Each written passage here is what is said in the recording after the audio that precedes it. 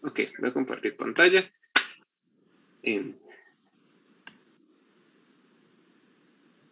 Ok, muy buenas tardes.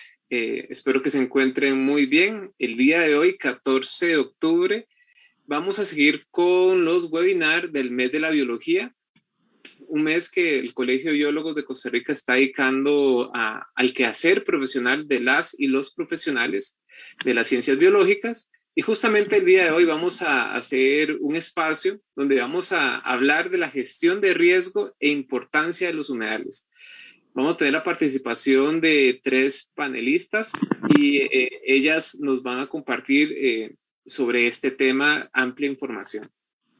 El día de hoy vamos a iniciar con la máster Ana Margarita Silva Benavides. Ella es docente, investigadora de la Escuela de Biología y Centro de Investigación en Ciencias del Mar y Limnología de la Universidad de Costa Rica. En su campo de trabajo tiene experiencia en manglares, aspectos de la dinámica del bosque, dinámica litoral, recursos y la interacción con comunidades aledañas que hacen uso de los recursos del manglar. Ha trabajado durante varios años con los ecosistemas de manglar de las costas pacíficas de Costa Rica, así como en la coordinación de estudios poblacionales de bivalvos como recursos comestibles para los pobladores de zonas costeras en varios manglares de Costa Rica. Ha organizado y coordinado grupos de trabajo con comunidades costeras en proyectos interdisciplinarios dirigidos a optimizar la organización comunitaria y el uso óptimo de los recursos costeros. De parte del Colegio de Biólogos, doña Margarita, le agradecemos y es un honor que nos brinde este espacio para poder comunicar de este tema en específico. Eh, eh, el espacio es suyo, doña Margarita, y si gusta podemos iniciar. Bueno, muchísimas gracias a ustedes. Les comparto entonces.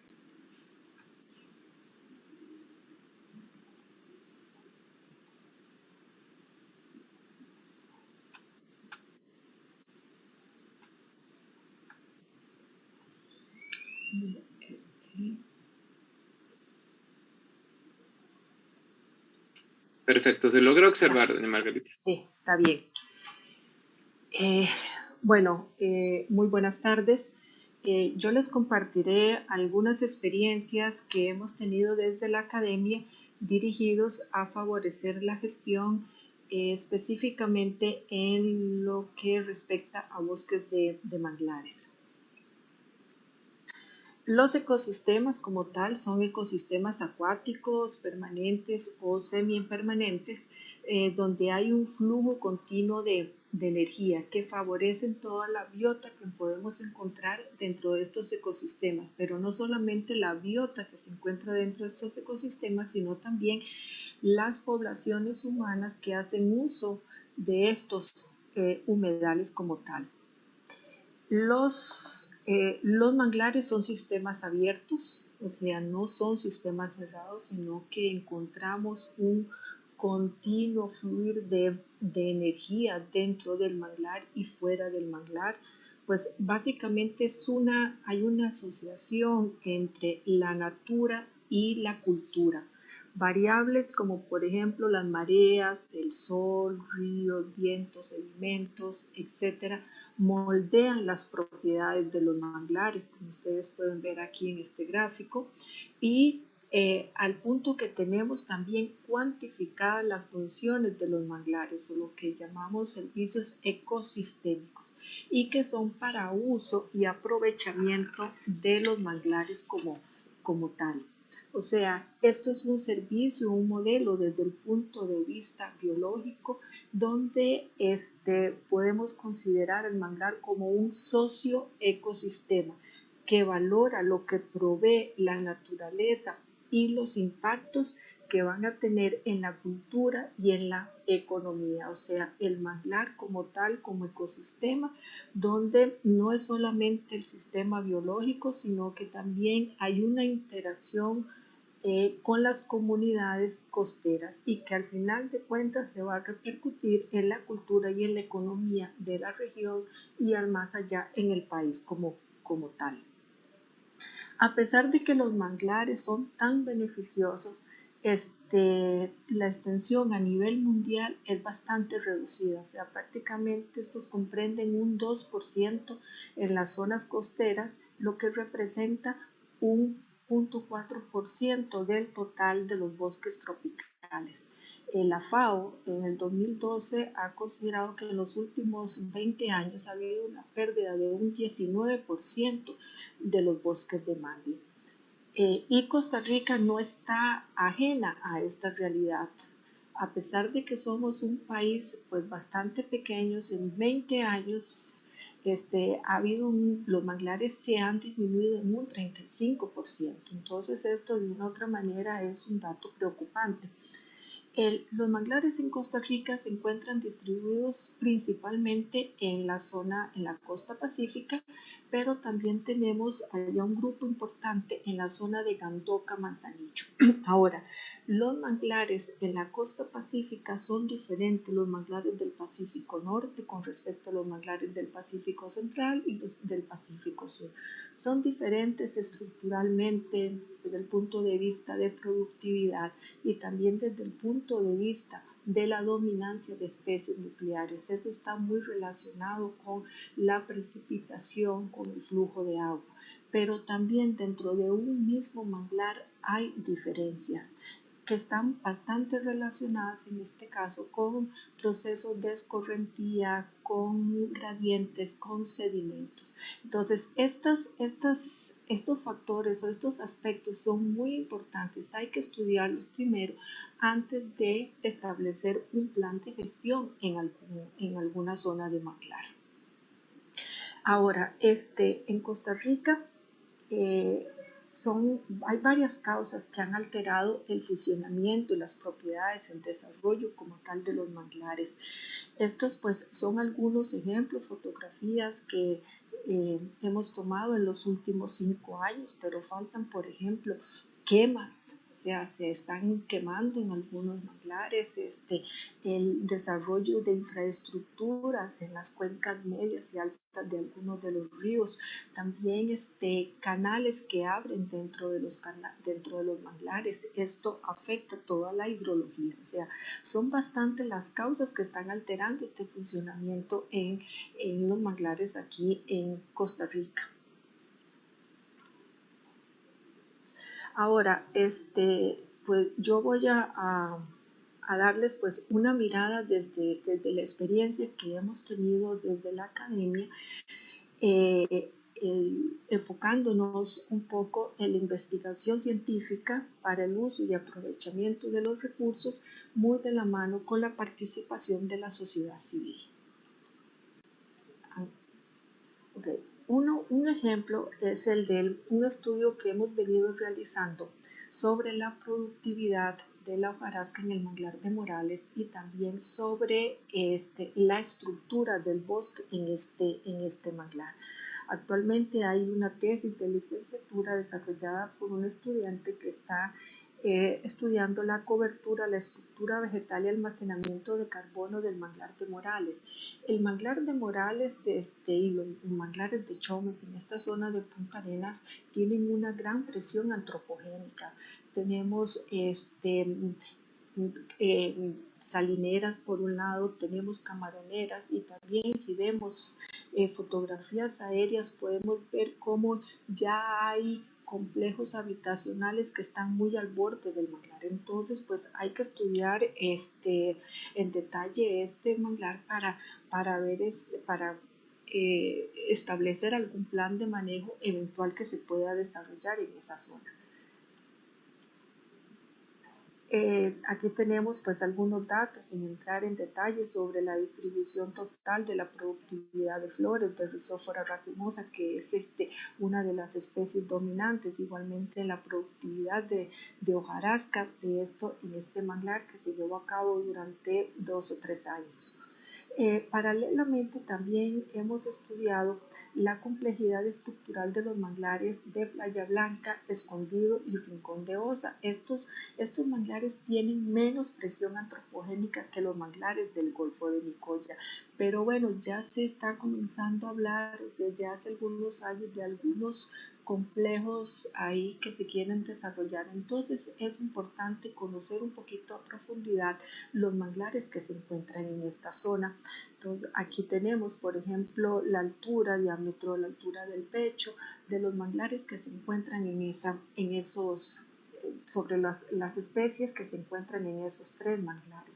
También se ha estudiado sobre la densidad, el área basal y el valor de importancia que tienen cada una de las especies que se han encontrado. Estos bosques de mangle, estos 3 bosques de mangle no varían, no son muy diferentes a lo que se reporta en la literatura con respecto a los otros manglares del Pacífico Sur. También vamos a tener distribuciones que hemos hecho a lo largo de varios transectos sobre las diferentes especies que se encuentran ahí. Ahí no hay un patrón de zonación tan evidente como si lo podemos encontrar, por ejemplo, en los manglares del Golfo de Nicoya o en el caso específico del manglar de Morales. Otro trabajo también que hemos realizado ha estado relacionado con los sedimentos, con el aporte de sedimentos en los manglares del humedal Terra Basierpe, básicamente en lo que respecta a la Boca Zacate. En Boca Zacate, Guarumán, en esas zonas, podemos ver extensiones muy grandes de playa con manglar muerto, como ustedes pueden ver acá. Prácticamente las raíces sumergidas en sedimento tipo arenoso, relictos de mangle, mucha erosión, o sea, manglares que están completamente secos. Entonces nosotros pues también por 3 años realizamos una investigación tomando núcleos de sedimento en varios sectores del manglar y a diferentes profundidades. En un resultado también, sin entrar mucho en detalle, hemos podido determinar que la arena en las profundidades, hasta una profundidad de 40 metros, fue el sedimento dominante en esta zona. Y recapitulando, en este caso, todos los sitios de muestreo, pudimos cuantificar que la arena en época seca, comparando época seca y época lluviosa, pudimos cuantificar que la arena es el sedimento predominante. Los sedimentos en el humedal Terra Basierpe son transportados por el río Terraba, pero también las mareas, las corrientes, las olas, hay un aporte de sedimentos que lo distribuyen a lo largo del litoral. Ahí lo que está sucediendo es que hay un aporte significativo de sedimento que es principalmente la arena. Esta arena en la parte alta de la playa se va acumulando, se acumula y está cubriendo las raíces. Al cubrir las raíces taponean las lenticelas, entonces no permite que haya un intercambio de gases por parte de las raíces a través de estas aberturas, y entonces los árboles se secan, y es lo que estamos viendo ahí. También los granos de las arenas son bastante grandes en comparación con la arcilla, entonces no hay una retención de nutrientes, que también puede ser un factor importante para que en este caso las raíces de mangle puedan adquirir los nutrientes. Entonces, pues esto es un factor importante que está afectando la muerte de estos manglares en la zona de Boca Zacate. También un análisis de fotografías aéreas que hemos analizado, hemos visto que durante 60 años pues ha habido una dinámica litoral bastante fuerte. Esta dinámica ha permitido, como ustedes pueden ver acá, que han ocurrido cambios en la geomorfología costera. En algunos casos más bien hay un incremento del manglar, pero en otras zonas más bien se ha reducido. Hay incorporación de arenas, y vemos todas estas partes acá donde el manglar pues se ha muerto. Lo que sí es importante es que definitivamente es una zona bastante dinámica. Ahora, nosotros propusimos o hemos propuesto que sí es importante pues recuperar y proteger una zona de amortiguamiento en este límite continental del humedal nacional Terra Basierpe, o sea, para que haya como un espacio para la recuperación del ecosistema. Sin embargo, esto no tendría mucho sentido si no se establecen políticas de manejo en la cuenca media y en la cuenca superior del río Terraba. Ahí están ocurriendo movimientos de tierra, están ocurriendo cambios de usos de la tierra importante para agricultura, de dragado, para asentamientos inmobiliarios. Entonces, pues eso está perjudicando. Hay un aporte significativo de sedimentos a través del río que está eventualmente afectando el manglar. Ahora, otra amenaza, otro aspecto importante y que se bastante común aquí en los manglares del país es el recurso piangua, específicamente en el manglar de Purruja, Golfito y Playa Blanca, que son los manglares que nosotros hemos estudiado, donde pues se extrae cantidades importantes de piangua. Y es que eso ha sucedido a través del tiempo, sobre todo porque hay falta de alternativas económicas en la zona sur. Cuando la bananera se fue en 1987, pues se quedaron sin varias alternativas, entonces hubo una influencia importante en los manglares. Los manglares ahí tienen muy fácil acceso, hay una alta demanda de la piangua, se vende bastante bien en restaurantes y en bares, hay pequeños tamaños de los organismos y hay una sobrepesca. Realmente, cuando nosotros iniciamos en 1998 a trabajar en esta zona, había un grupo de piangüeros que estaban preocupados de lo que estaba sucediendo en el manglar de Purruja, o sea, que realmente ellos veían que había poca piangua, que el tamaño era muy pequeño y había mucha contaminación también por parte del río Purruja que alimenta el manglar. Y además, por otro lado, se ha visto que, o sea, en su momento y ahora actualmente, gran parte de la población que va y que captura pianguas son mujeres. Entonces, a partir de ahí fue cuando nosotros desde la academia, pues, iniciamos con un periodo o con un proceso de acompañamiento con este grupo de personas que se conformaron bajo una figura ya legal, tipo de asociación de piangüeros de manglares, de los manglares de Purúa. Ahora, iniciamos con una investigación sociobiológica, o sea, acompañando a esta asociación de piangüeros y piangüeras de Purúa, donde ellos se establecieron metas, o sea, metas para poder trabajar con el manglar y para hacer un mejor recurso de la piangua. Se establecieron redes de trabajo con instituciones gubernamentales y no gubernamentales, siempre con un insumo técnico y profesional, nosotros desde la parte científica, pues colaborando con ellos, así, desarrollando planes de monitoreo y al final, pues planes de acción para desarrollar ciertas alternativas económicas. O sea, pero la investigación sociobiológica fue fundamental durante todo este proceso.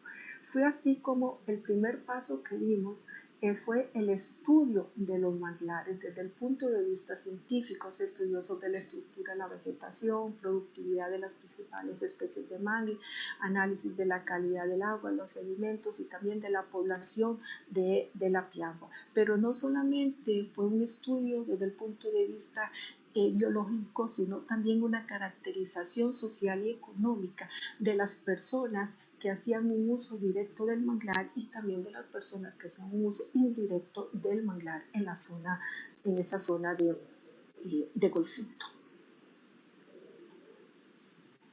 Aquí hay algunos ejemplos, algunos resultados. Estudiamos un poco sobre las frecuencias de las tallas, no solamente en el manglar de Golfito, sino también en el manglar de Playa Blanca. El manglar de Playa Blanca cerca de Puerto Jiménez, pues también había ahí una visitación importante para la extracción de la piangua y encontramos pues diferencias importantes entre ambas zonas. También analizamos relaciones que se pudieran dar entre el peso fresco, longitud, entre el peso total, etc. Esto pues con el propósito de conocer más la dinámica poblacional de las pianguas, donde se encontraban cuáles las tallas mínimas, las tallas máximas, la distribución, etc. O sea, y al final entonces la importancia de trabajar en un manglar con un plan de manejo por parte de los piangüeros, este, se vio reflejada en varios aspectos. Uno es una colaboración participativa de la comunidad, siempre en conjunto con el apoyo profesional. Por otro lado, también una investigación sociobiológica que sirvió de acompañamiento para que los usuarios del manglar, los extractores de piango, puedan llevar a cabo sus metas, y también por otro lado para que la organización tuviera una visión a largo plazo y no solamente a corto plazo. Y nos dimos cuenta que hay alternativas de conservación del uso de la piangua, por ejemplo, programas de repoblamiento que en ese momento pues nosotros realizamos proyectos de manejo, también daba facilidad para ver qué alternativas se puedan presentar, una responsabilidad por parte de los usuarios del manglar, cooperación interinstitucional, eso fue fundamental. Todo este trabajo que se realizó científico en el manglar sirvió de insumo para el SINAC, para el plan de aprovechamiento de las pianguas en el sector de los manglares de la Bahía Golfito, y también para el plan general de manejo de los manglares de Bahía Golfito, por un periodo de 10 años cada uno. Al final, sí, yo considero que definitivamente los usuarios del manglar tienen alternativas de actividades, o sea, hay alternativas para la sociedad civil, para las poblaciones que habitan alrededor del manglar. Por ejemplo, uno de ellos es el manglar de Playa Blanca, que ellos han obtenido el galardón de bandera azul. Esto es, pues, son puntos porque así llega más visitación a un lugar que está limpio, el cultivo de pianguas, pero de una manera responsable, el cultivo de ostras que se lleva a cabo en el Golfo Dulce y en el Golfo de Nicoya, donde la Universidad Nacional está dando pues una asesoría importante en ese sentido. Por otro lado, la educación es indispensable, llevar a cabo una educación con los niños, con los jóvenes y con la comunidad en total, turismo responsable por medio de kayaks o por medio de botes sin motor, por ejemplo, aquí una capacitación para ver aves en el manglar de Chomes. Por otro lado, también la regeneración de mangles es fundamental y es muy importante en aquellos mangles que están deteriorados o que están en proceso de deterioro, y enseñarles a la comunidad por qué es importante, sobre todo desde el punto de vista como mitigación del cambio climático, ¿no? El tener manglares nos ayudan de barrera contra las olas, contra los vientos, pero por otro lado también enseñarles, y todos sabemos que los manglares constituyen un reservorio de carbono. ¿Okay? El cortar manglares, entonces eso implicaría un aumento de dióxido de carbono en la atmósfera y más bien iría en detrimento. Entonces es importante llevar a cabo una regeneración de manglares pues, natural, o sino también por medio de la siembra en aquellos manglares que se encuentran en proceso o que se encuentran en deterioro. Hay otros, por ejemplo, esto fue una experiencia en Morales también, un grupo de mujeres tenían un criadero de garrobos que en su momento pues tuvo su éxito. O sea, y al final, como lecciones compartidas o aprendidas, hay ciertas acciones a considerar. Por ejemplo, una de ellas es que es indispensable la investigación científica para llenar ciertos vacíos de información.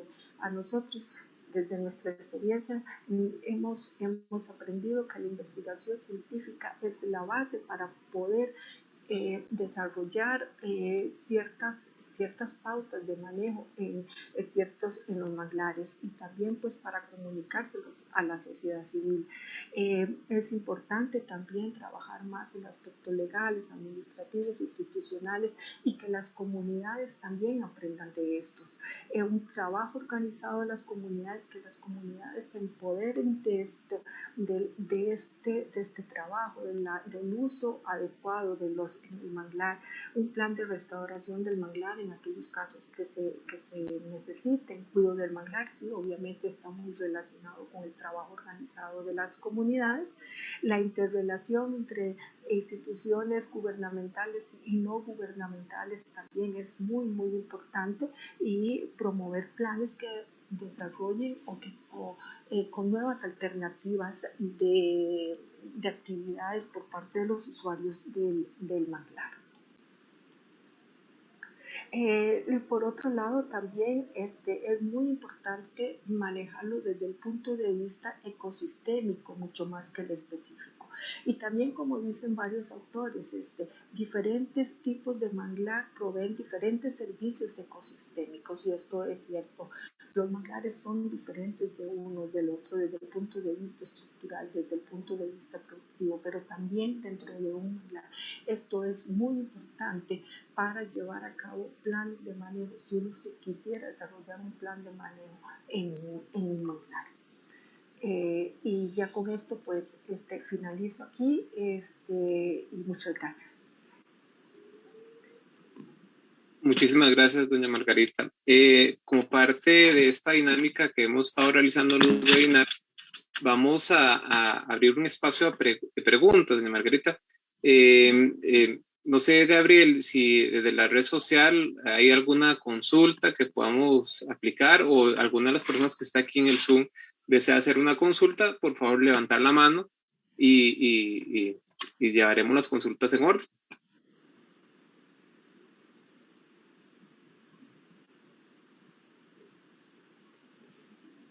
Bueno,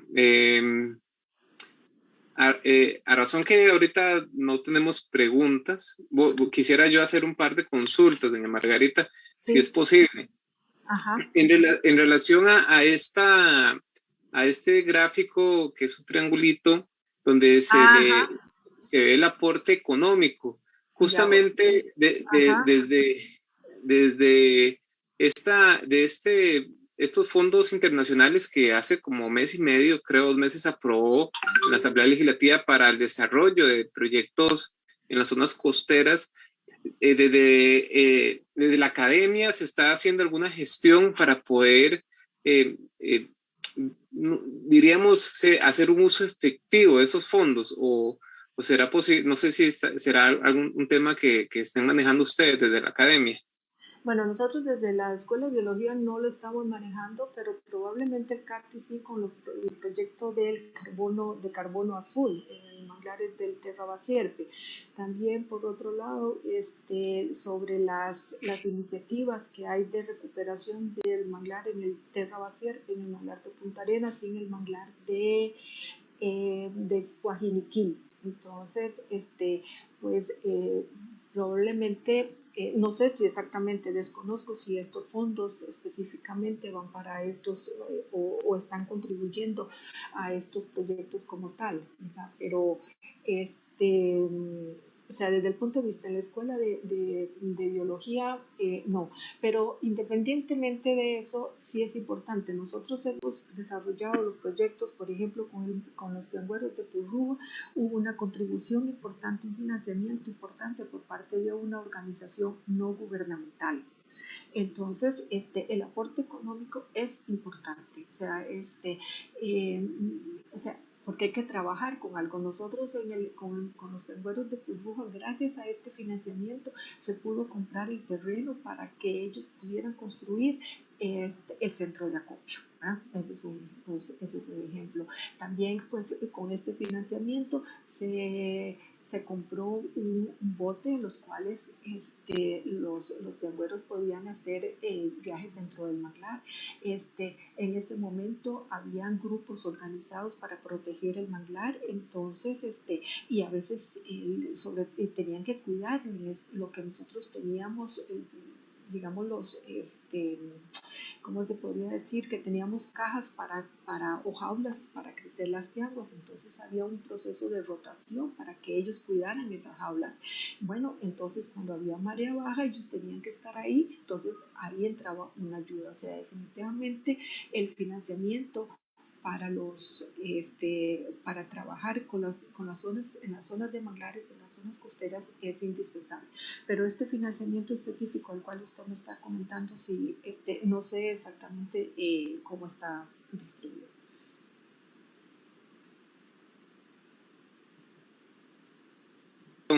Estaba muteado, perdón.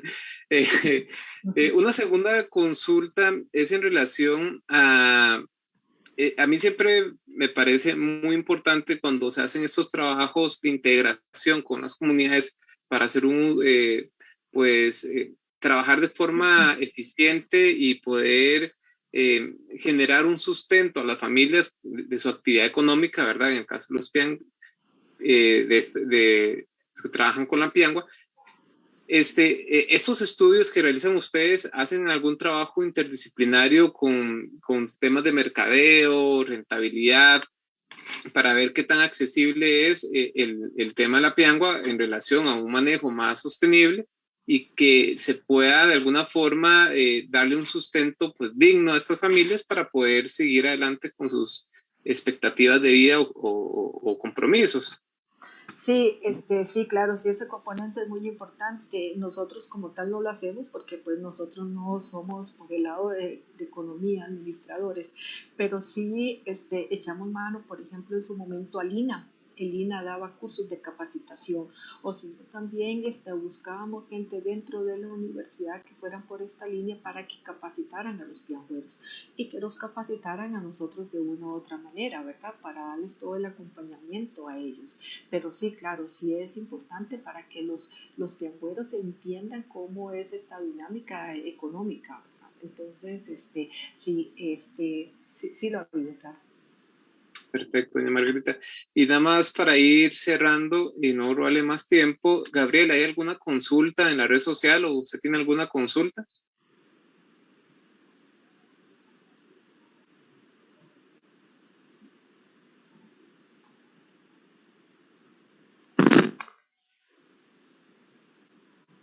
Gabriel,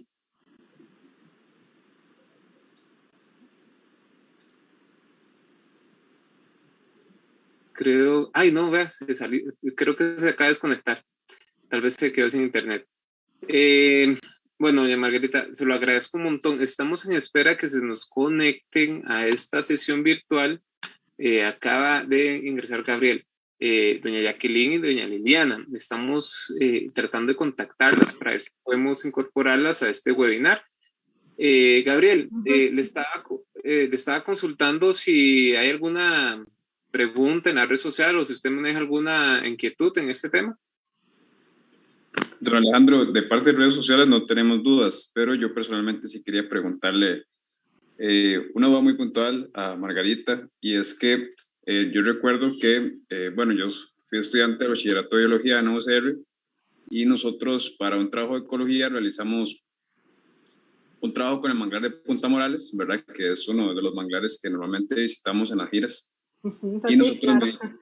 sí, y nosotros, pues estudiamos un poco algunos gases de efecto invernadero que podía estar involucrados, digamos, dentro del manglar, ¿verdad? Y tuvimos algunos resultados interesantes, sobre todo como respuestas biológicas a la cercanía de la quebradita que hay por ahí y todo, pero recuerdo que cuando nosotros expusimos, hubo una asistente que nos expuso una duda y fue que, y yo me quedé con esa duda, ¿verdad? De ese momento, y fue básicamente que ella nos decía, ¿cómo saben ustedes que eso es un manglar? ¿Verdad? Y ella lo decía desde el punto de vista de que está muy alterado, ¿verdad? Lastimosamente, pues está muy descuidado en ciertas zonas donde se encuentra mucha basura de todo tipo, porque sabemos que es un lugar visitado por los de las cercanías. Entonces, ella nos decía, ¿cómo podemos considerar que sus resultados corresponden a un manglar o pues ya es una zona totalmente afectada que no podemos considerarla? Entonces, no supimos contestarle, para serle sincero, y yo siempre me quedé con esa duda. Entonces, no sé si existen algunas herramientas o mecanismos para que uno pueda decir, sí, efectivamente es un manglar alterado o realmente ya dejó de serlo por tanta exposición que ha tenido, digamos, a contaminación y a la gente, digamos, de las cercanías. Bueno, un manglar sigue siendo manglar, aunque sea alterado o aunque no sea alterado. Deja de ser manglar cuando sea completamente deforestado, ¿verdad? O sea, cuando ya no tenemos especies. ¿Cómo identificamos si un manglar? En un manglar hay ciertas especies de árboles que se encuentran exclusivamente en las zonas de manglares. No los vamos a encontrar en ninguna otra zona. Entonces, si tenemos Rhizopora racemosa, Rhizopora mangle, Feliciera rhizophoriae, laguncularia, esas son especies exclusivas y nucleares de los manglares.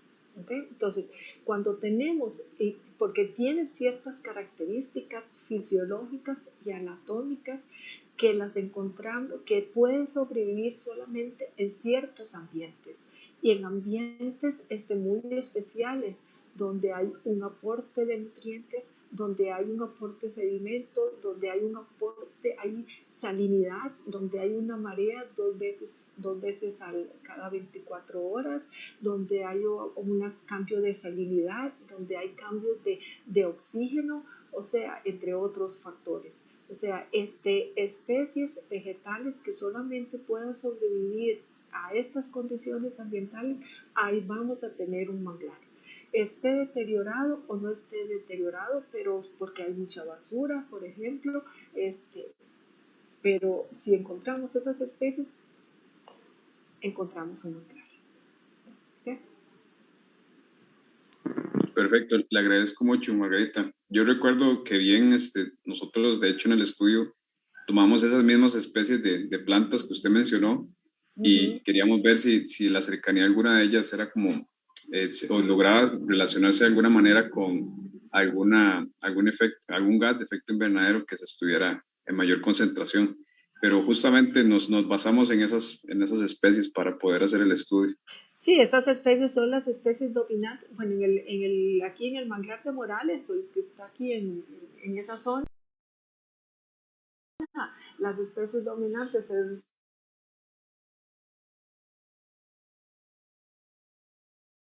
es Avicennia, ¿no? Esas son las especies dominantes, son la parte o la vincularia. Peliciera rhizophorae prácticamente no la encontramos ahí, sino que la encontramos en el Pacífico Sur. Pero sí, si encontramos esas especies que son especies nucleares, vamos a tener un manglar. Que ya el manglar está deteriorado porque por la acción antropogénica, bueno, ya esa es otra cosa, pero sigue siendo un manglar. ¿Okay? Muchísimas gracias. Bueno, Margarita, por parte del Colegio de Biólogos, reiterar el agradecimiento.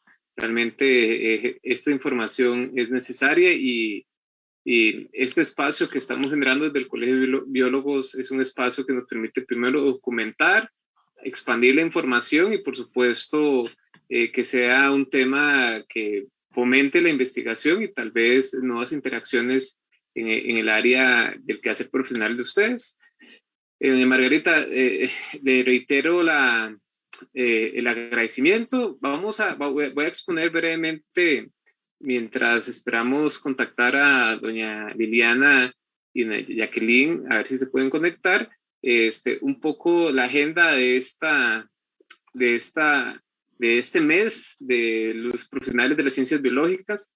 Tenemos que justamente el 12 y el 14 de octubre, que son fechas que ya pasaron, tuvimos la actividad del turismo y conservación, que lo pueden acceder en nuestro canal de YouTube o nuestra red social. Adicional, el 14 de octubre tenemos el día de hoy la actividad de gestión del riesgo, importancia de los humedales.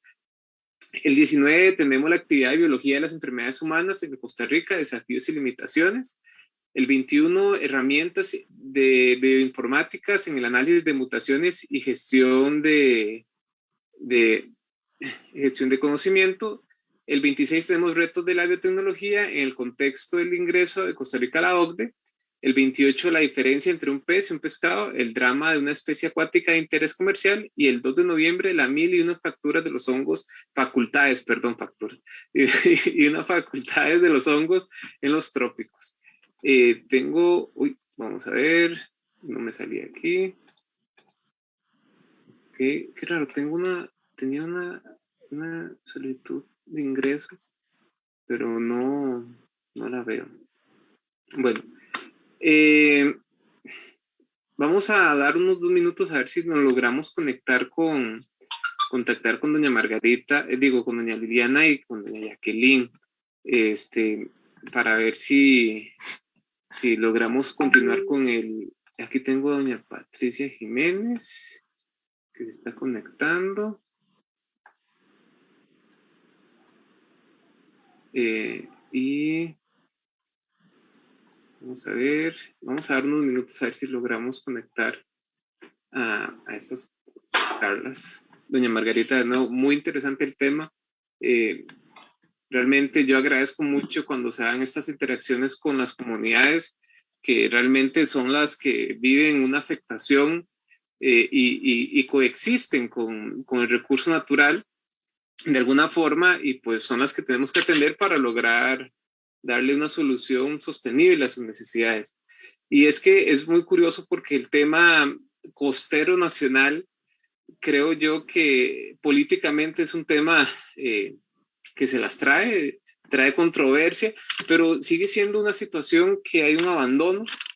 Doña Margarita, tertuliando un poco del tema, creo que esta falta de interés, creo que a nivel político gubernamental, que existe esa sensación, es lo que a veces no permite ver un desarrollo real en las comunidades costeras.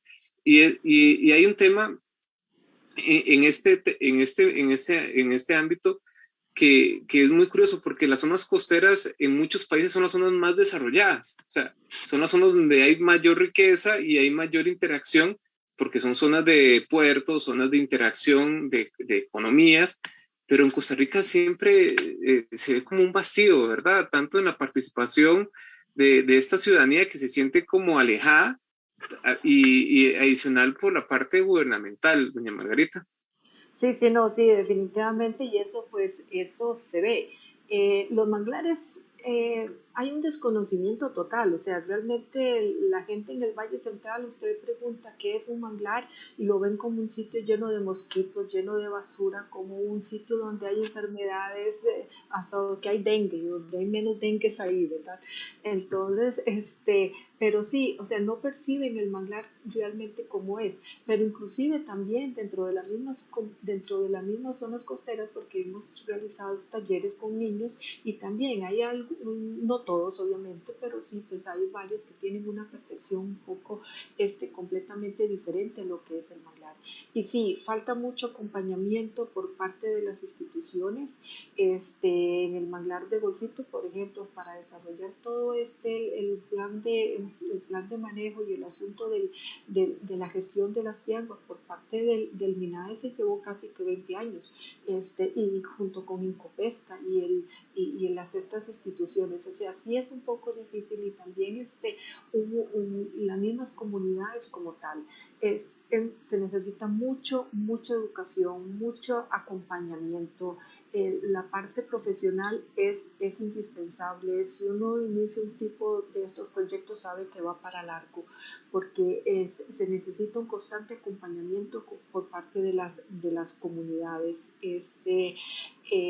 Entonces se vuelve un poco difícil, pero yo creo que en Costa Rica ahora, a diferencia de hace 15 años o 20 años, ya hay muchas iniciativas y ya hay varios ejemplos, y los ejemplos los tenemos en el Golfo de Nicoya, tenemos en el Golfo Dulce, por ejemplo, en la zona norte, donde ya las comunidades se están involucrando más en el tema de los usos del manglar, o más que en el uso del manglar, buscar alternativas para no, para aprovechar el recurso del mar, ¿verdad? Entonces, yo creo que sí está cambiando, poco a poco está cambiando. O sea, va lento, pero cambia.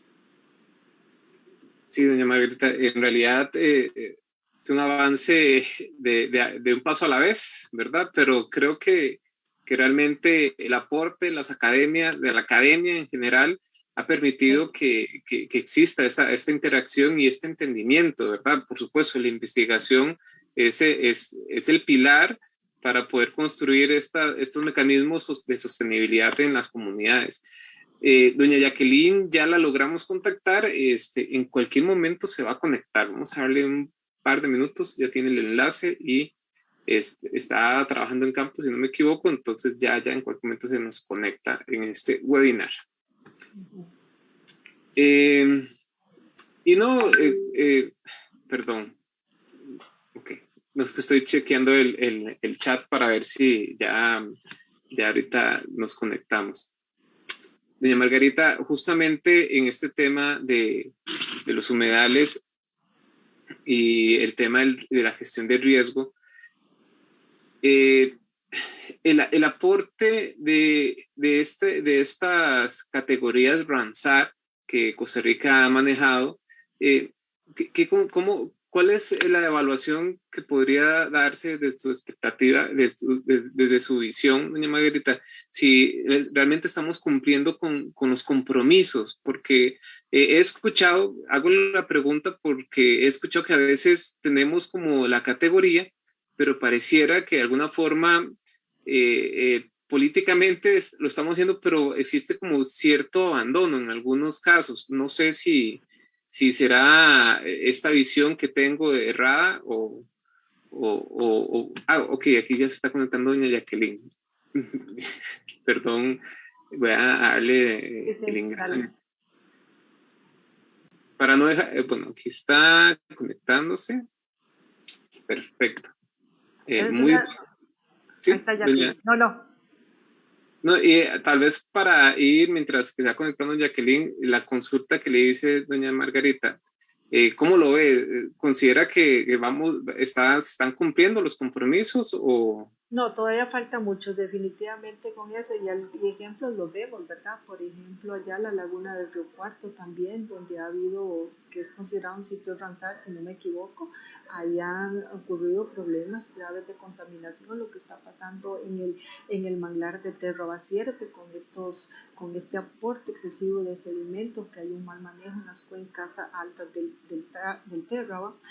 También podemos ver en el manglar de Terra Basierpe, en la parte, digamos, posterior del manglar, esta invasión de la negraforra, que es un producto también que se considera pues digamos una mala hierba entre comillas, pero también ahí se ve un aporte significativo de sustancias contaminantes, o sea, realmente sí, yo considero que no estamos haciendo y no solamente la parte política, obviamente ellos no pueden hacer todo, o sea, ellos marcan las instituciones gubernamentales tiran los lineamientos y son muy importantes y debe ser así, pero también la comunidad, o sea, la comunidad, la academia, la parte científica tienen que jugar un papel muy importante para que todos estos sitios que son considerados sitios Ramsar puedan cumplir a cabalidad con los objetivos que se han propuesto. Me concuerdo completamente, doña Margarita. Y bueno, de nuevo, doña Margarita, muchas gracias por compartir esta información con nosotros. Y seguidamente le doy la bienvenida a Jacqueline Wong. Buenas tardes, Jacqueline, ¿cómo le va? Jacqueline. Hola, muy buenas tardes a todos. Bueno, buenas tardes. Jacqueline, sí, voy a hacer una breve presentación. Doña Jacqueline Rivera Wong es máster en gestión y auditorías ambientales con un enfoque en cambio climático de la Universidad Internacional Iberoamericana de Puerto Rico. Es licenciada en manejo y protección de los recursos naturales de la Universidad Estatal a Distancia, bachiller en ingeniera forestal del Instituto Tecnológico de Costa Rica. Adicional,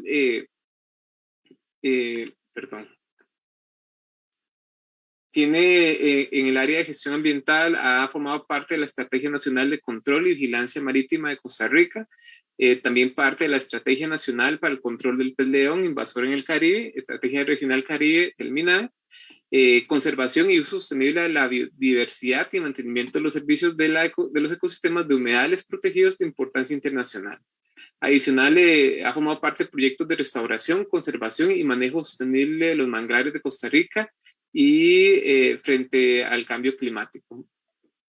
Doña Jacqueline, muchas gracias por compartir este espacio con nosotros de parte del Colegio de Biólogos, y si gusta podemos iniciar con su presentación.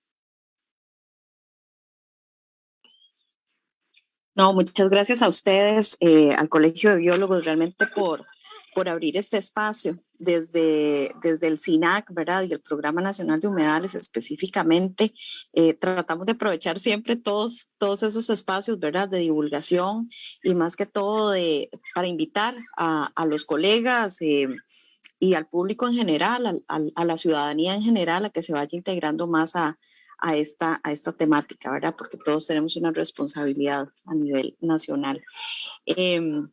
Sí, como les di, bueno, como había tal vez comunicado a los organizadores, he estado toda la semana en gira de campo, entonces, tal vez si escuchan algún ruidillo por ahí, estoy en un lugar improvisado. Voy a compartirles acá la presentación. Por favor, me corroboran que lo estén viendo en modo presentación. Por el momento no. Ya se compartió. Vamos a ver.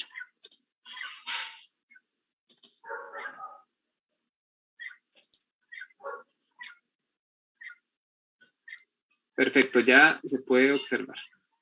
Aquí. Perfecto. Bueno, entonces para hablar un poquito de gestión de riesgo y la importancia de los humedales, ¿verdad? Esa vinculación, yo sí.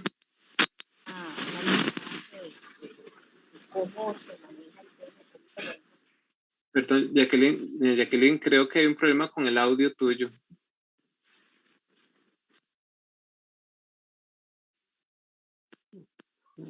No la logro escuchar. Hola.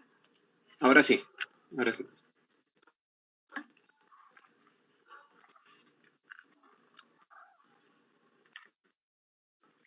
Hola. Perfecto, le escucho perfectamente. Sí. Perdón, doña Jacqueline, se desconectó de nuevo el audio. No sé, Gabriel, si soy yo o es el micrófono de Jacqueline. Sí, tal vez. Hola. Ahora sí te escucho, ahora sí. Ahora sí. Creo que, Bueno, perfecto. creo que son los audífonos. Sí. Como les decía, una información de contexto nada más, ¿verdad? Recordar que a nivel de país, desde el año 91 Costa Rica ratifica la Convención de los Humedales, que es el máximo parámetro realmente a nivel normativo que rige el tema de los ecosistemas de humedal. Después del 91 pasan 10 años, 20 años, para que el SINAC, o más bien el gobierno de Costa Rica, formalizara el Programa Nacional de Humedales, ¿verdad? Que básicamente es el órgano implementador en conjunto con el Consejo Nacional de Humedales del Plan Estratégico de Ramsar. Y bueno, aquí les doy este dato porque realmente es la convención de Ramsar por medio de todos sus órganos de decisión que aporta o que desarrolla el tema de la gestión del riesgo, ¿verdad? Y todos los demás relacionados con humedales. Entonces, esa es la forma o ese es el mecanismo, la estructura en que el país implementa los compromisos en el tema del plan estratégico. Y luego, bueno, el Programa Nacional de Humedales que se ubica en el SINAC, que tiene a su cargo la ejecución de los acuerdos del Consejo Nacional de Humedales y además el seguimiento del cumplimiento de este plan. Para ir avanzando un poquito más, ¿verdad? Dentro del marco del plan estratégico de Ramsar y de la conferencia de las partes, se aprueban algunas resoluciones que son totalmente vinculantes para la implementación en el país. Entonces, algunas de esas resoluciones, ¿verdad?, específicas nos hablan de desarrollo sostenible y humedales, que es un tema un poco más general, ¿verdad? Pero cómo las partes contratantes realmente aplicamos el tema de desarrollo sostenible sin tener que abordar decisiones, ¿verdad?, que vayan en detrimento de estos ecosistemas. Por ahí la resolución 11.21 que nace en la COP del 2012 va introduciendo el tema un poco más, desarrollando el tema un poco más, donde nos señala a todos los países, a las partes contratantes, que debemos de ir incorporando el tema de los valores económicos de los humedales, ¿verdad? Ese valor, perdón, ese valor de los servicios ecosistémicos que generan los humedales. Y luego también en el 2015 se aprueba una resolución específica que habla de humedales y la reducción del riesgo de desastres, ¿verdad? Aquí incluye el tema de cambio climático, aquí incluye el tema de vulnerabilidad por factores humanos, ¿verdad? Por la expansión agrícola, por todos esos factores que alrededor del mundo muchos de los países compartimos y que son los que van tal vez reduciendo la calidad y la cantidad de nuestros humedales. En esta resolución que se aprobó en Uruguay en 2015, se pide a los gobiernos, ¿verdad?, que inicien con los temas de administración de los humedales para que vayan aportando en el aumento de la resiliencia en cambio climático, ¿verdad? También tiene parámetros o invitaciones de las partes contratantes a que tomemos decisiones o administremos, no solo en los ministerios de ambiente o en las instituciones que tienen que ver con la parte ambiental, sino con todos los órganos de gobierno, decisiones, ¿verdad?, para afrontar los fenómenos climáticos que cada vez son más frecuentes. Entonces, por ahí ya mucho de lo que hemos escuchado, riesgo de inundaciones, aumento del nivel del mar, etcétera, etcétera, y que en estos espacios de administración y de planificación formal podamos ir construyendo medidas de protección, ¿verdad?, y restauración de humedales. Y luego también esa misma resolución habla de la integración y consideraciones relativas al cambio climático, pero para incorporarla en las políticas públicas. En el caso de Costa Rica, la Política Nacional de Humedales, que fue actualizada en el 2017, es la segunda Política Nacional de Humedales que tiene el país, aquí ya se trata de incluir el tema, ¿verdad?, ya más formalmente para poder obviamente darle un seguimiento. Luego, también esta resolución específica nos hace un llamado, ¿verdad?, de que las partes contratantes tienen que incrementar y fortalecer la capacidad institucional, porque las políticas y las herramientas de planificación obviamente tienen su peso, pero la capacidad institucional y la capacidad instalada obviamente es el motor, ¿verdad?, que dinamiza todas esas acciones. Aquí nada más esta diapositiva, ¿verdad?, para mostrarles cómo ya hay varios avances, ¿verdad?, que se consideran y que se han aplicado en diferentes proyectos, como el tema de los enfoques de adaptación, ¿verdad?, y sus diferentes opciones de acuerdo a los casos que hayan en campo, ¿verdad? Entonces, siempre la recomendación es primero proteger esos ecosistemas que nos están ayudando a contrarrestar los riesgos a nivel de espacios. Si ya esa acción la realizamos, entonces el tema de acomodar o de planificar, ¿verdad? Y tenemos una serie de acciones que van en diferentes medidas que van en el orden de apoyar el tema de la resiliencia al cambio climático y la mejora de la representación de los ecosistemas. Y luego, bueno, también quería amarrarles que todas estas decisiones que ya tiene por sí vinculadas en la normativa nacional Costa Rica en cuanto a la gestión del riesgo, se asocia directamente con los servicios ecosistémicos que ya están identificados para el tema de humedales, ¿verdad? El tema de regulación de servicios, que son los que aportan un poquito más en esos beneficios de los procesos de regulación en los ecosistemas y que aportan a la resiliencia al cambio climático y a los factores de riesgo en el territorio. Pero también están los demás servicios ecosistémicos de suministro, de servicios culturales y de soporte que tal vez no son tan fácil de reconocer. Pero en este caso, Costa Rica ha avanzado un poco más, ¿verdad?, para ponerle nombre y apellido a esos servicios ecosistémicos y además una representación o un valor económico. Esto cómo le ayuda al país, ¿verdad?, en el tema de gestión, en el tema de decisiones, que bueno, ya los servicios o los ecosistemas que tenemos y que hemos decidido como país proteger por medio del marco normativo, representan o tienen una representación a nivel económico para el desarrollo de nuestras economías, ¿verdad? Tenemos un estudio que lo pueden encontrar en la página oficial, en la página web del SINAC, en la viñeta de documentos. Ahí están los documentos en un espacio que se llama Programa Nacional de Humedales y pueden descargarlos. Tenemos este estudio que fue el primero que se hizo para Costa Rica enfocado en los sitios Ramsar. Recordemos que Costa Rica tiene 12 sitios Ramsar y para esto se escogieron 7 para poder hacer un análisis de, primero, identificar cuáles servicios ecosistémicos están asociados a esos sitios, a ese territorio específico, y después asociarle un valor de acuerdo a algunos valores de referencia que se tienen en otros países con ecosistemas muy similares. Hemos tenido también la oportunidad de mejorar los datos de los servicios ecosistémicos, específicamente con un estudio de valoración en los manglares del Golfo de Nicoya, ¿verdad? Que ese es un siguiente paso. La idea es poder ir afinando estos datos de valor de los servicios ecosistémicos en humedales y por tipos de humedal. Pero bueno, una prioridad para el país es seguir trabajando con los manglares porque definitivamente son uno de los ecosistemas que más nos ayudan y más beneficios tenemos y también más impacto tenemos en la sociedad si los perdemos.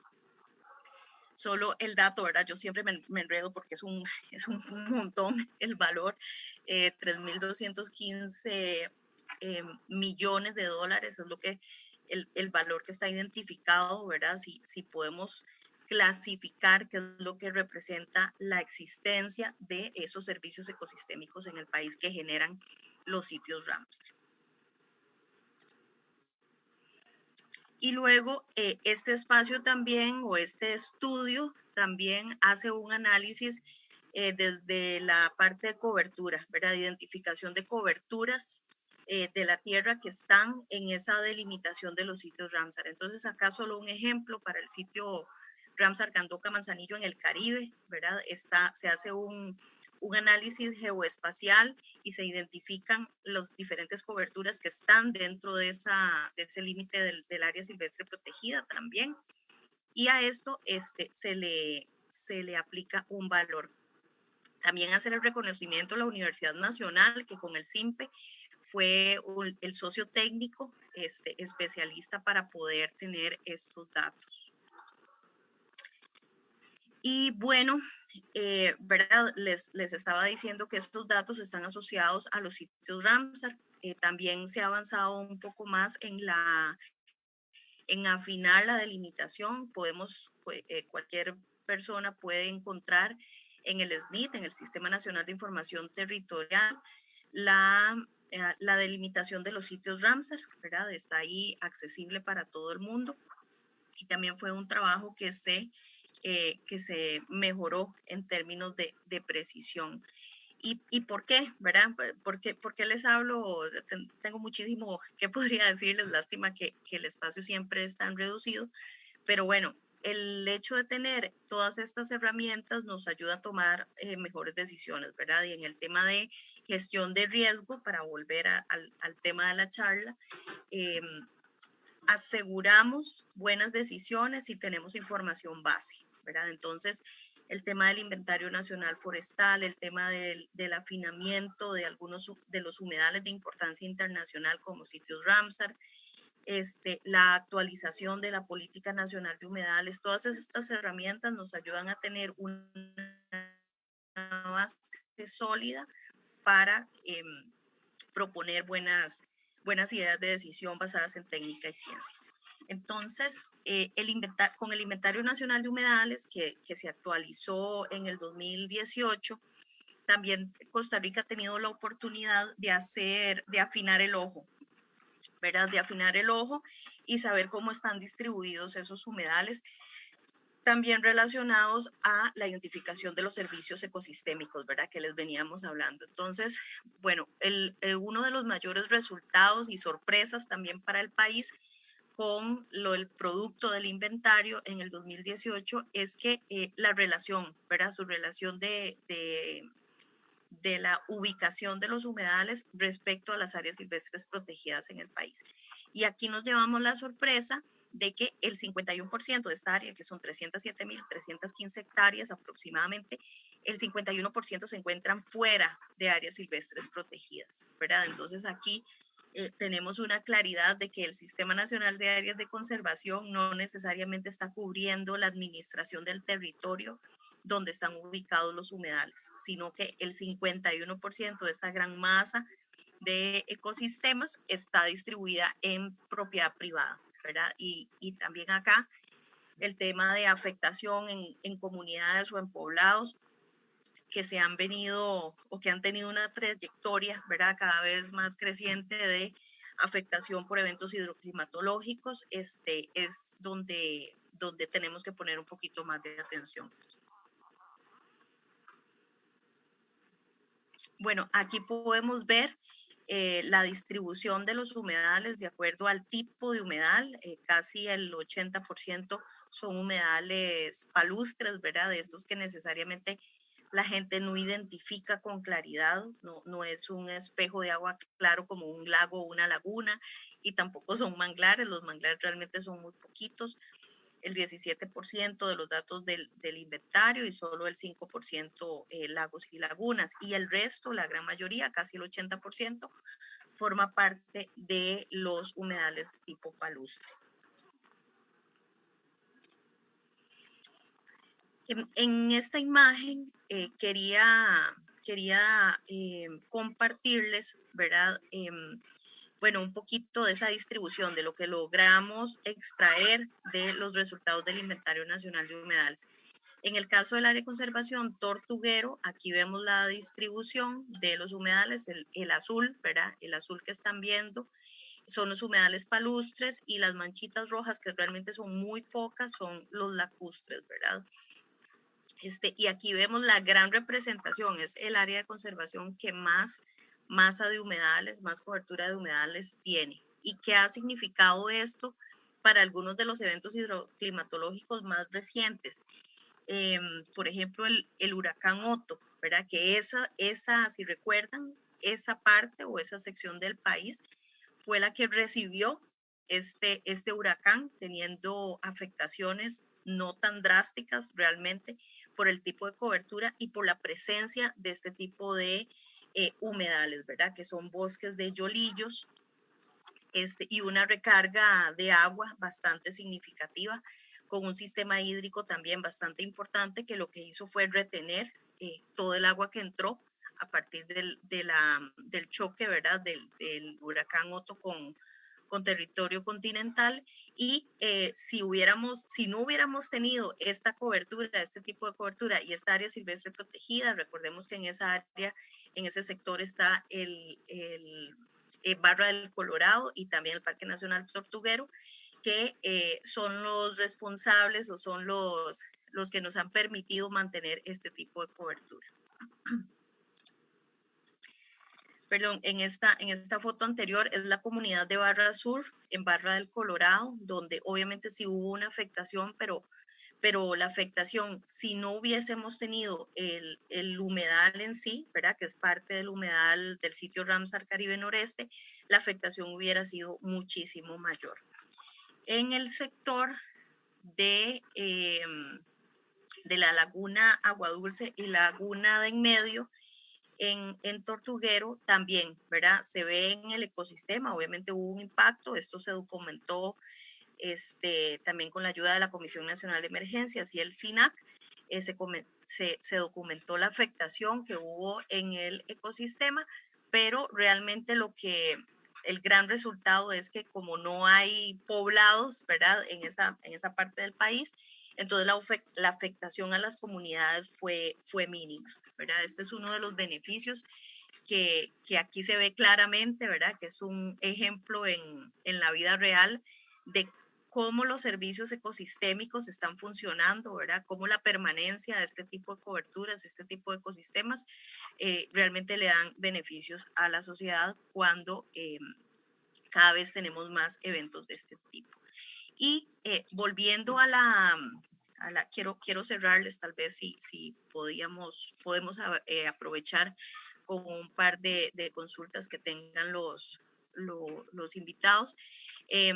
Pero también si volvemos a la resolución, ¿verdad? De Ramsar, de la convención aprobada en una de las COPs sobre humedales y gestión del riesgo, en esa resolución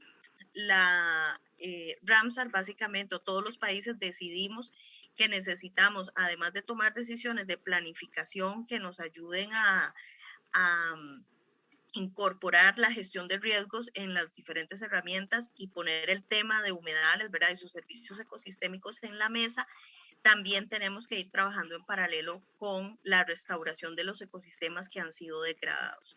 Esta foto que les muestro es la desembocadura del río Aranjuez en el humedal Estero Punta Arenas. Es una foto de este mes, de hecho, porque actualmente estamos trabajando en un proyecto, en el proyecto más ambicioso de restauración ecológica en el país, y aquí se ve muy claramente, ¿verdad? Lo que se ve al fondo es Punta Arenas, el estero y después la masa de manglar que ha sido reducida por más de 10 años, ha venido teniendo un detrimento, una pérdida de cobertura, básicamente por el cambio del cauce del río Aranjuez, que ha llevado muchísima sedimentación a este ecosistema y causado la muerte. Además de que la frontera agrícola se ha ido extendiendo y que ha habido también un proceso de invasión dentro del área silvestre protegida, que en este momento, como les decía, está siendo detenido o atacado por o solventado por la implementación de este proyecto de restauración, pero sí no quería perder la oportunidad de mostrarles un poquito ¿verdad? Esos impactos de la sedimentación específicamente ya aplicados en el ecosistema. Y bueno, esto es también parte de la solución, ¿verdad? A un problema grande, una solución grande. Aquí ya aplicamos maquinaria, ¿verdad? Una identificación de acciones técnicas de recopilación de hidrología, de flujo hidrológico, de microtopografía para poder aplicar realmente un protocolo técnico que va hacia la restauración del ecosistema, obviamente en tiempos, ¿verdad?, que no son tan rápidos, tal vez mediano o largo plazo, pero que sí tienen una base técnica científica detrás, ¿verdad?, y que en alguna de sus fases incorpora a las comunidades, ¿verdad?, luego de que se hace algunas intervenciones con maquinaria e intervenciones un poco más pesadas, se trata de incorporar a las comunidades en esta gran tarea, ¿verdad? Entonces, bueno, eso a grandes rasgos. Yo cierro estas diapositivas con el agradecimiento, ¿verdad? Siempre me gusta también mostrarles la cara de algunos de los que están ahí, del gran equipo SINAC que se ha ido capacitando cada vez más, y ¿verdad? Agradecerles el espacio más bien, y no sé si seguimos con algún tiempito de consultas.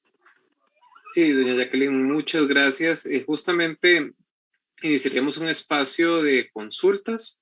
Gabriel, que es el que maneja las redes sociales, nos podría, no sé, si tenemos alguna consulta en la red social, Gabriel, o aquí a alguna de las personas que está en el Zoom, si desea hacer alguna pregunta, o si gusta doña Margarita también puede hacer preguntas.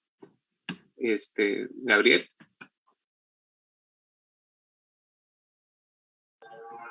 No tenemos consultas en redes sociales, don Alejandro. Perfecto, muchas gracias. Bueno, en ese caso voy a permitirme hacer un par de preguntas, doña Jacqueline. Yo siempre oriento mis preguntas, bueno, por el tema que a mí me interesa, que también es como la parte de las platas. Yo soy como muy interesado por los temas presupuestarios. Y realmente veo, primero que nada, mi pregunta la construyo con la información que nos presentaste, y es que ese 51% de los humedales que no son del Estado, digamos que son terrenos privados, involucra una inversión del Estado mayor para poder tratar de resguardar o sensibilizar etcétera, etcétera, para poder mantener su estado de conservación. Y en el caso de este proyecto de restauración que estamos hablando en Punta Arenas, involucra una inversión económica muy grande. ¿Cómo valorar cómo se valoraría esta situación, ya que sabemos que el SINAC es uno de los ministerios que tuvo un recorte presupuestario pues bastante complejo? Estos 7.000 millones se sienten, o sea, es un ministerio que no termina el mes, básicamente, y eso es para mí una gran preocupación porque tenemos enormes compromisos internacionales, tenemos necesidades ambientales y parte de nuestra bandera y imagen internacional son nuestros recursos. ¿Cómo lograr o cuál es la visión o cómo podríamos decirles a la ciudadanía la importancia de seguir invirtiendo en este tema de protección, restauración, conservación de los humedales y la inversión que está haciendo el Estado como tal? Porque como bien lo estábamos hablando doña Margarita y yo, que no solamente representa un interés del Estado, sino que de todos, ¿verdad? Tenemos que formar parte de este proceso de proteger y conservar los humedales. Sí, así es. Efectivamente, bueno, el resultado de ubicar el 51% del área de humedales fuera de propiedades estatales forma parte, ¿verdad?, de ese abrir los ojos de que no solamente puede ser responsabilidad estatal. Entonces, la empresa privada, y aquí quiero recalcar el tema de la identificación y de que tengamos muy claro esa lista de los servicios ecosistémicos, ¿verdad? Los servicios que generan o los beneficios que generan los humedales en general son aprovechados por toda la ciudadanía. Entonces, esto cada vez más viene siendo reconocido, nos queda mucho más por recorrer, pero en la medida de lo posible, en que todos los que formamos parte de esta sociedad costarricense nos demos cuenta de eso, de cuáles son los servicios que aprovechamos para nuestras actividades económicas y para nuestro diario vivir, entonces se va teniendo un compromiso más grande, ¿verdad? Y ese compromiso también es financiero. Al día de hoy ya hay empresas privadas que identifican esto y que tratan de apoyar en lo que pueden y en los procesos que también la institucionalidad les permite o les invita a participar y a ser parte activa también en campo. Entonces, esa es la forma, ¿verdad? Esa es la forma en que realmente la vinculación y la identificación de los servicios ecosistémicos ayuda a que el Estado costarricense pueda avanzar en el tema de la tutela, ¿verdad? De la tutela. La administración de los humedales en propiedad privada es responsabilidad del propietario, ¿verdad? Pero la tutela del ambiente sigue siendo responsabilidad del Ministerio del Ambiente a través del Sistema Nacional de Áreas de Conservación. Entonces, sigue siendo un reto increíble. Creo que nunca vamos a llegar a estar en una condición óptima presupuestaria, pero sí hay un auge de querer incorporarse aún más, ¿verdad? Esos actores que no necesariamente son estatales vienen identificando que sin algunos ecosistemas claves, realmente sus economías no podrían seguir estables. Perfecto, doña Jacqueline, muchas gracias. No sé si doña Margarita quiere hacer alguna consulta. Un momento, por favor. Jacqueline, ¿cómo estás? Ya, hola. Muy bien, Margarita, gusto de oírte y de ver. Sí, verdad, igual. Mira, con respecto a eso también yo he escuchado algo sobre el acceso a lo que es a créditos o bonos de carbono. Con respecto a este proyecto o a estas iniciativas que hay sobre el manejo de carbono azul en los manglares, ¿qué hay de eso? ¿Se está llevando a cabo aquí en Costa Rica? ¿El gobierno lo está promoviendo o es una perspectiva a mediano o largo plazo?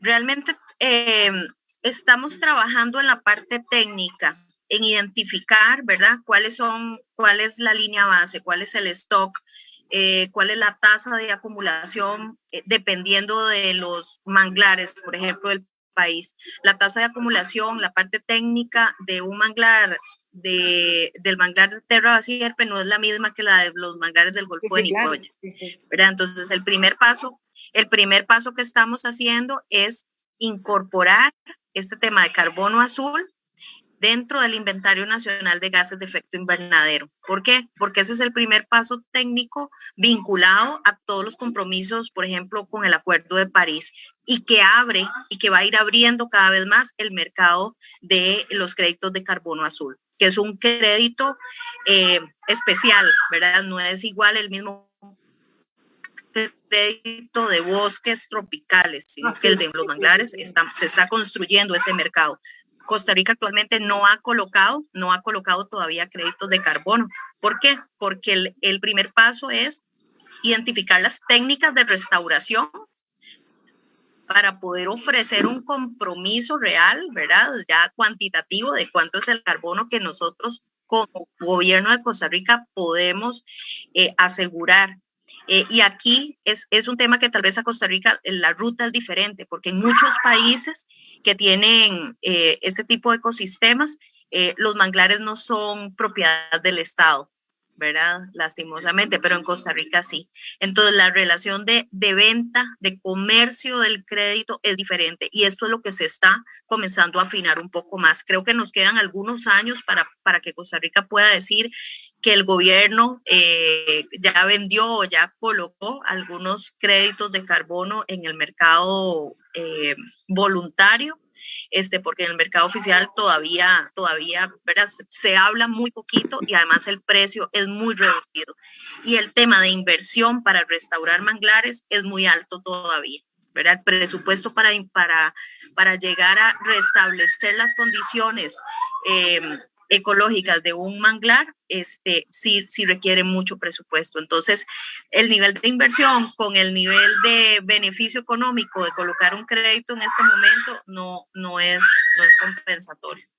Sí, definitivamente yo creo que son acciones importantes a considerar. Aparte de que un ecosistema, creo yo que nunca, por más que se restaure, no va a ser igual al original, eso definitivamente, pero tiene aportes, ahí va a tener sus beneficios. Otra preguntita nada más, estos proyectos de restauración que se dieron en Guajiniquila, en Punta Arenas, en el Terraba, ¿están implementando también siembra de mangle como tal, sistema de viveros, o simplemente, o es nada más sobre el aspecto hidrológico, los canales, etcétera?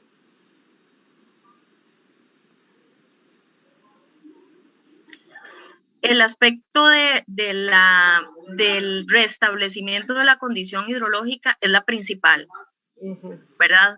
Porque nada hacemos realmente iniciando procesos de reforestación o plantar, ¿verdad? Candelitas o plántulas de mangle si las condiciones habilitadoras no son las óptimas. Esto ha sido un cambio en la metodología, ¿verdad? Del país.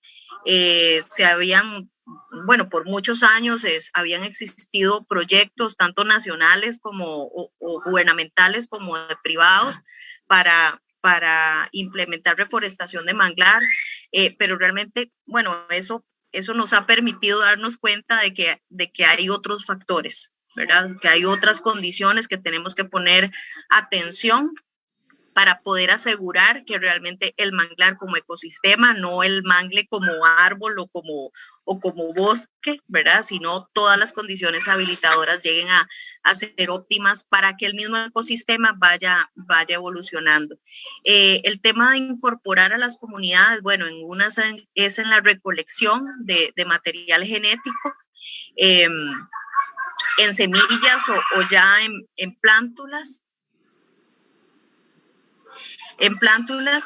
y en otras es en el cuidado de viveraje, pero viverajes podríamos decirle que guarderías, ¿verdad? Porque es el cuidado del mangle por muy poco tiempo, ¿verdad? Realmente creo que el modelo va cambiando, pero lo importante aquí es la incorporación de las comunidades, más que todo en el monitoreo, ¿verdad? En el monitoreo constante para darnos cuenta de que estos procesos realmente están teniendo un sentido, más que cuidar árboles, ¿verdad? En un vivero. Entonces, creo que, bueno, por ahí estos han sido tiempos de cambio realmente, de cambios de metodología, de cambios de ponerle atención a otros parámetros técnicos científicos que sí definitivamente nos ayudan a tener un éxito más asegurado. Gracias. Perfecto, muchas gracias Jacqueline y doña Margarita. De parte del Colegio de Biólogos, este espacio ha sido súper interesante, realmente lo agradecemos un montón.